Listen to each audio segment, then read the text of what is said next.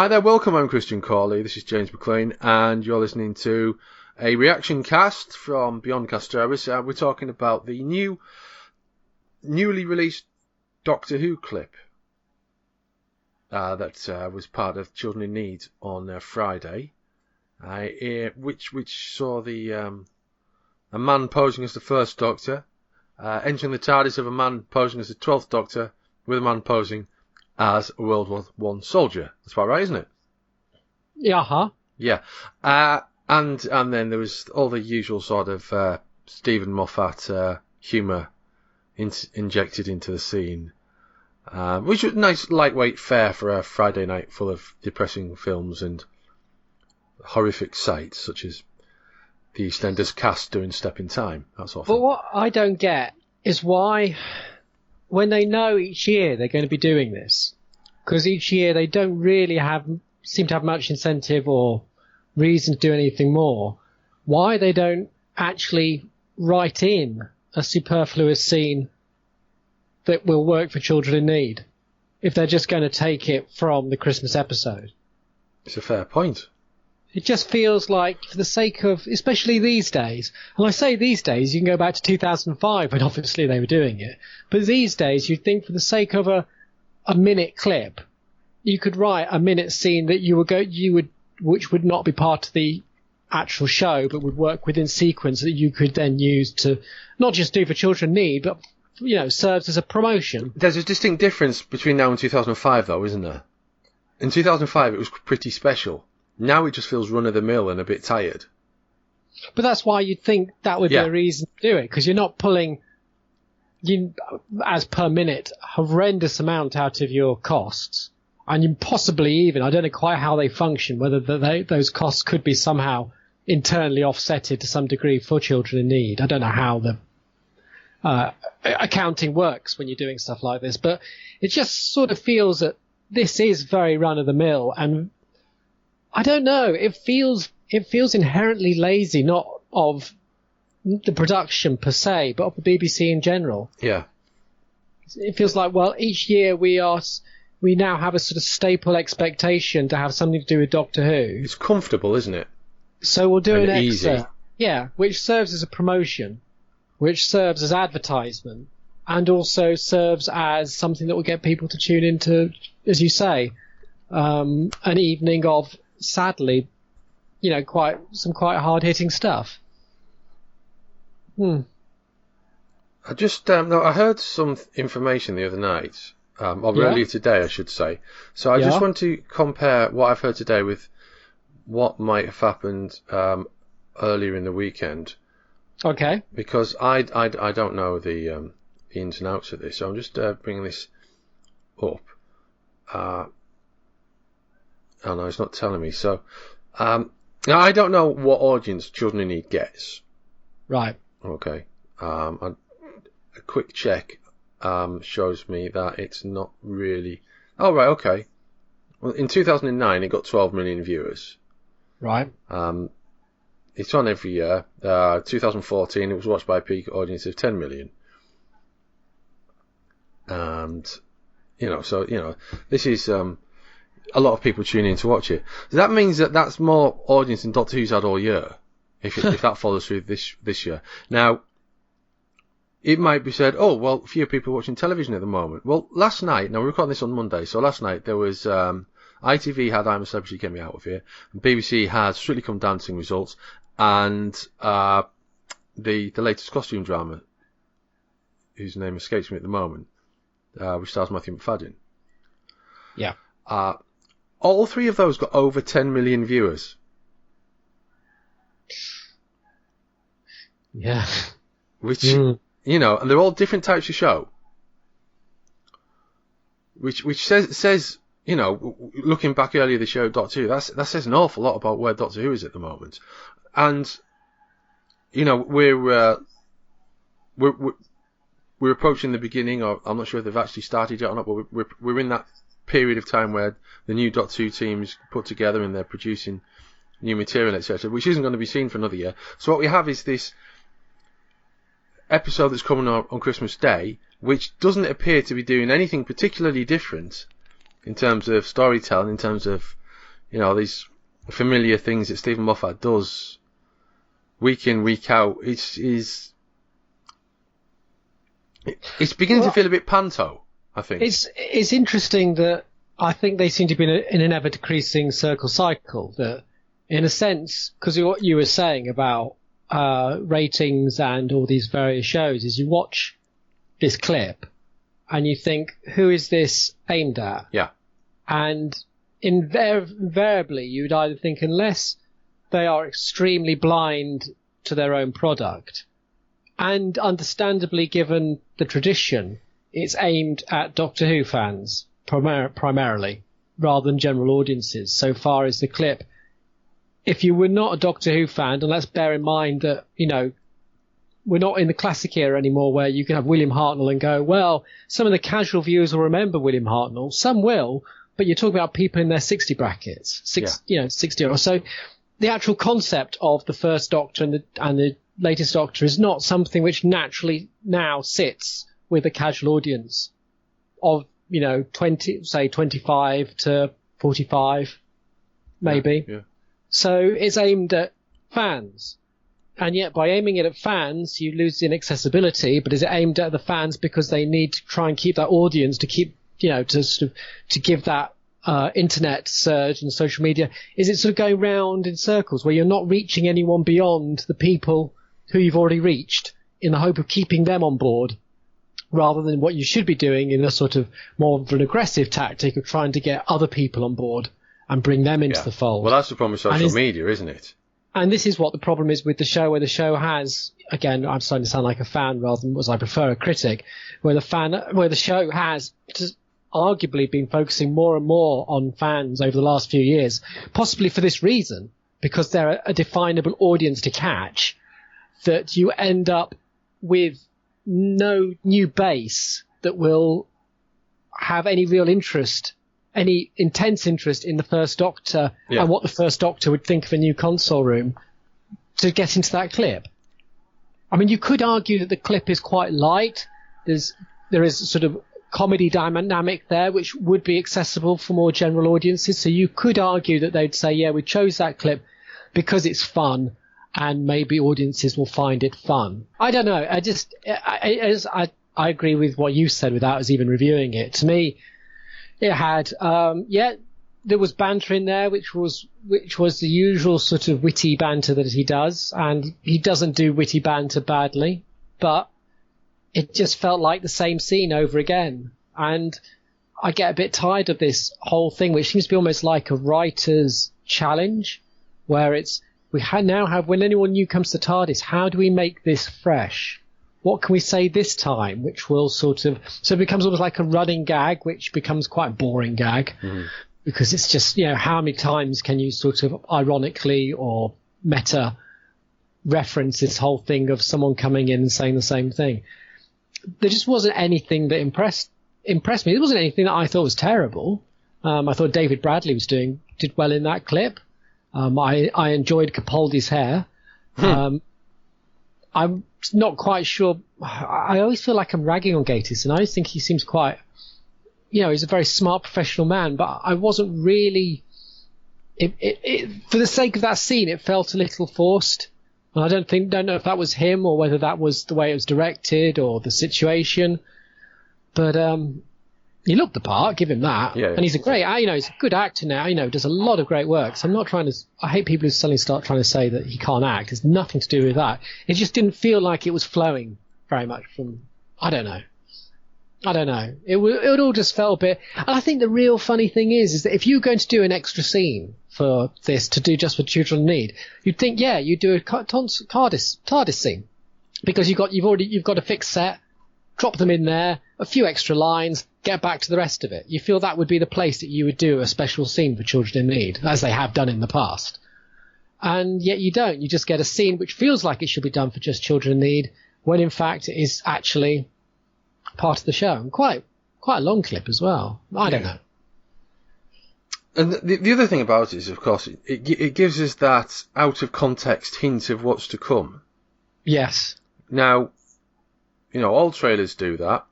Mm-hmm. And some trailers do it better than others. it's not, obviously it's a clip and not a trailer, but we can treat it as a trailer because it's from the next episode, the Christmas episode, Twice Upon a Time.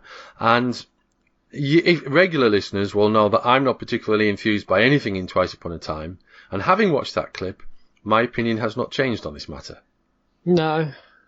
I've very little to get excited about. I think there's been a very big, I'm attacking them again, but it feels like a mistake from my perspective where they feel the story itself is interesting enough to use as its promotion, when to me the story itself actually seems quite bland and done before. Well, we've had this problem before, haven't we? There was I don't even know where we are with Christmas specials. Was the last Christmas special the superhero one, wasn't it? Yeah, it was. Yeah, which again is like idea better than execution. Then there was the River Song one. Oh God, yes. Idea better than execution. And yet, oddly, the Last Christmas was one that they kept quite under wraps. The only real stuff I remember for trailering that, unless I was avoiding them, was really the rooftop scene. Oh, the one with Father Christmas. Yeah, The Last Christmas, wasn't it was called? Sorry, The Last Christmas, which wasn't The Last Christmas, it was Christmas 2 years before. I think they had a scene with some monsters or something, I think, that they shared. But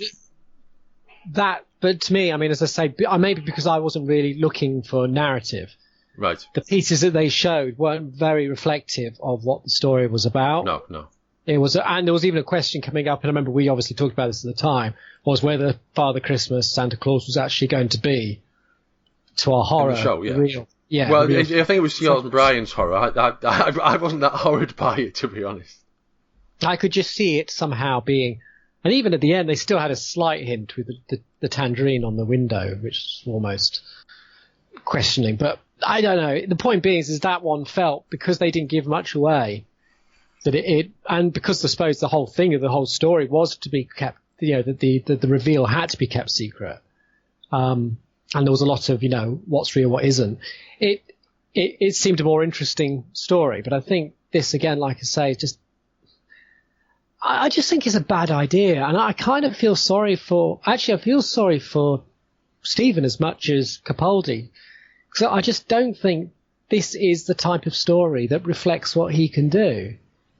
It reflects the sort of story that I think interests him and interests fans, but I just don't think it reflects what really his range should be. He would want to be remembered for. Yeah. Rather than have the sort of same memory as John Nathan Turner seems to have as his legacy. Mm. He's sort of cementing this idea that his legacy was all Day of the Doctor,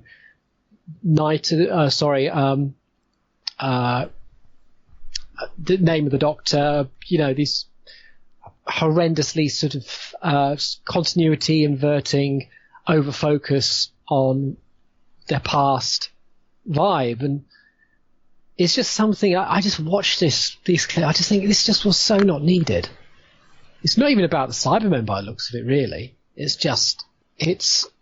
Yeah, using... well, that, but I mean, yeah, if you wind it all back and pull it back to where it actually is and where it is in the narrative and everything, then the ongoing tapestry of Doctor Who, it seems utterly pointless and irrelevant, and it just seems, it seems like a fancy rather than a what would happen if these two came together and think, well, there's not really any time. It almost be like, what would it be like if we got Tom Baker on running across the field towards the dish in Logopolis, suddenly had a sidestep because Peter Capaldi pulled him into an adventure. Oh, bollocks for that. We have him while he's dangling. Oh, yeah. Yeah. It just kind of feels that you just don't.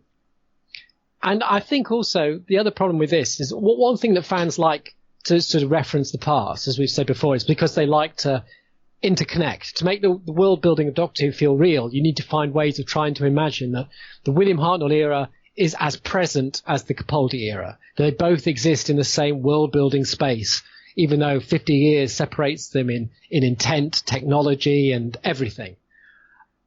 But I think the more you try and do it with other actors, the less you manage. Yeah. The more you suddenly, he's now, he's got his sparkly new series regeneration thing going on. You know, we've seen Ben and Polly, and they don't convince me at all in it.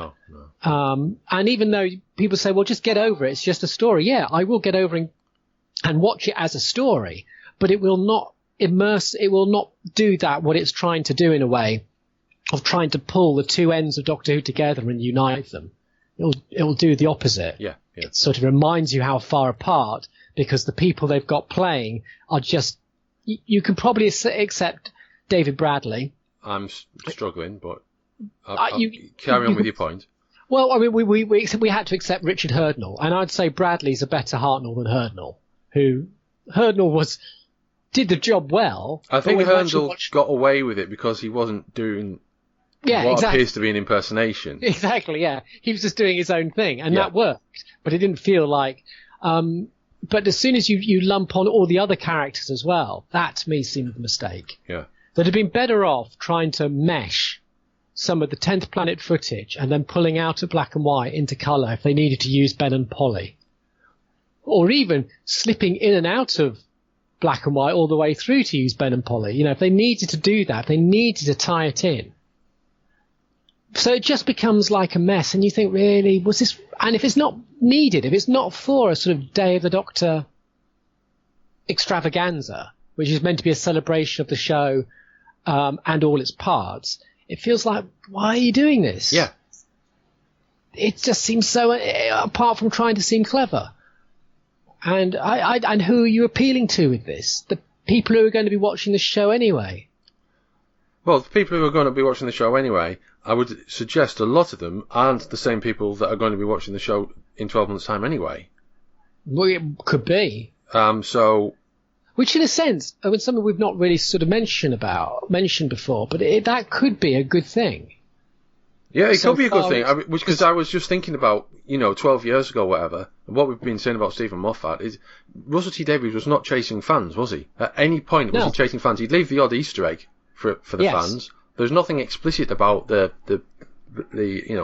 retro continuity or anything like that. Or even when the Master came back, it was just, he's like me, but he's mental. That sort of thing. And so going forwards, one would hope that there is a very different attitude, and it is, from what we've seen so far, the one positive for me, I suppose, is it does appear to be a show that's looking for new fans or a new audience. Yes, and I think that's, like we've said, I think that is very important. And then hopefully, if it manages to do that by being good, then any audiences which have left may actually suspiciously return to see what the fuss is about. And hopefully, if it's good, then yes, that'll be the case. There'll be hurrahs all round. But yeah, no, I think you're quite right. I think that'll be interesting. And I think it's the right way to do it as well. So to strip it back, strip all this fandom back, and just see if you can play something fresh, new, that just doesn't, doesn't just carry on the legacy of what we've had, which is just feeling very, very, very tired.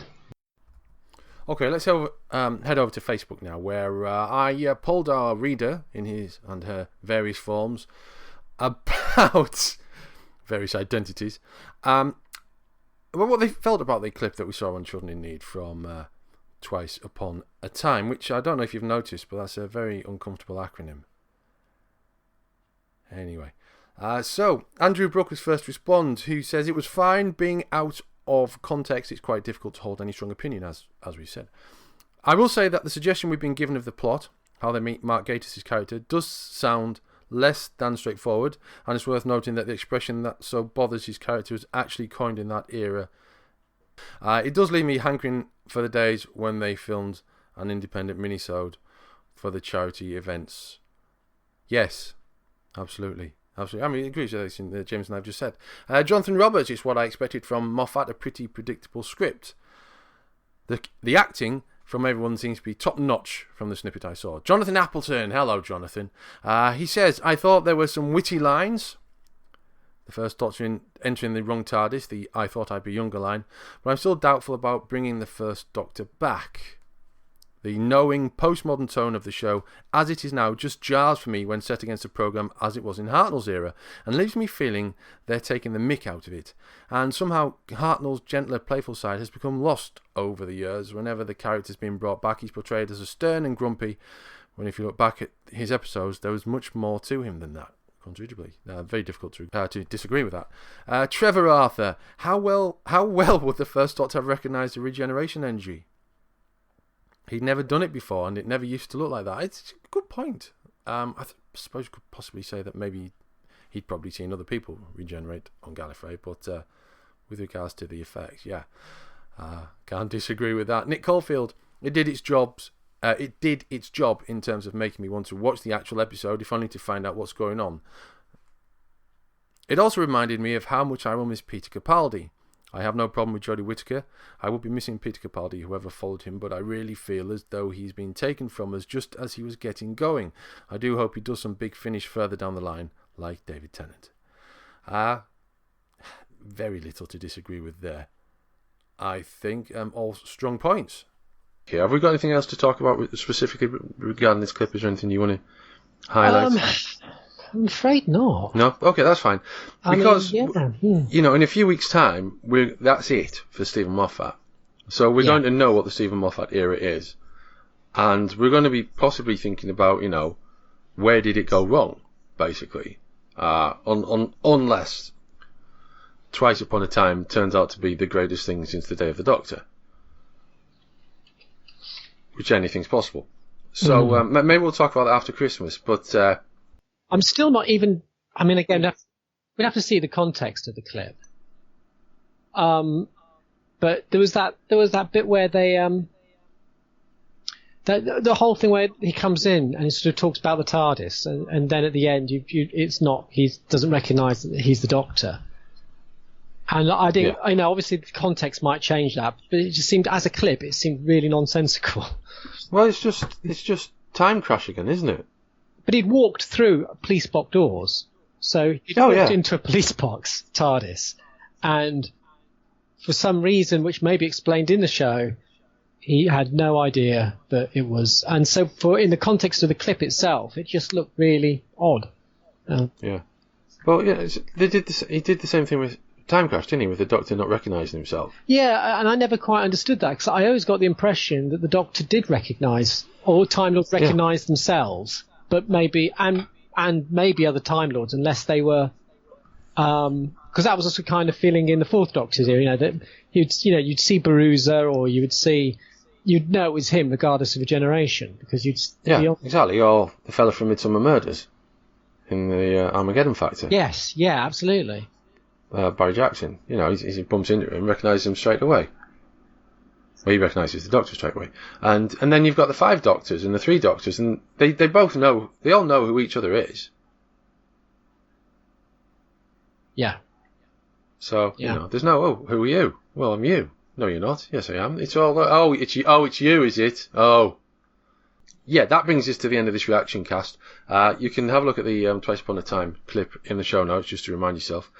And maybe get at what we're edging towards there. Get the gist of our mini review of things there. I wish it was a little more upbeat, by the way. Yes, so do I, yeah. I feel like, coming up to the final part of an era, coming up to Capaldi's very last one, coming up to Moffat's last one, and I don't really have any particular wish to sort of be berating, or not even berating, grumbling about something which is their milestone. It is grumbling, but also it's out of context, isn't it? We can't. Yeah. We're all slaves to that. They're slaves to what they share. We're slaves to what they shared. We can't really, expand on anything until we've seen the rest of it. And it might be ace. It could, exactly, as I say, it could be ace. Could be superb. We will find out at Christmas. From James and I, that's it. Look out for another podcast from us later in the week.